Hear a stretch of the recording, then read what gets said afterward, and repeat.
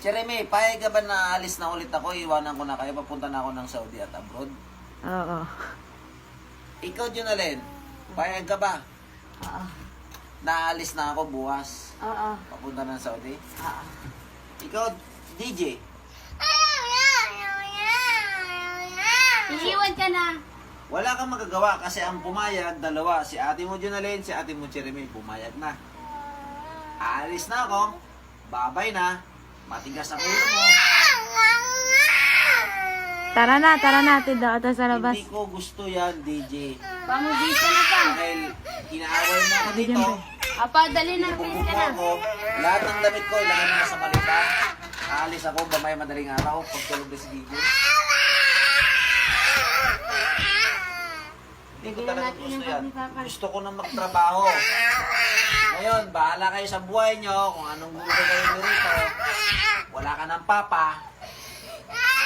Andito naman si tito mo. Andito naman si mama mo. Wala na ako dito. Patatagalan ako bago bumalik. 2 taon, 5 taon. Apa, mag-bis ka na. Wait lang. Mag-bis ka na. Babay na. Hindi na kita matayin. Bahala ka sa buhay. Dali na, ligbitin na itong maleta ni Papa. Yung susi, ihatid ako. Doon sa tricycle. Papayag ka? Aalis ako. Ayaw mo. Ha? Hindi ka papayag? Dali na, ito na yung isang maleta. So, hindi talaga pala siya papayag, ate. Oh, siya hindi na. Wag nang matuloy. Para hindi na makuha. Sige na.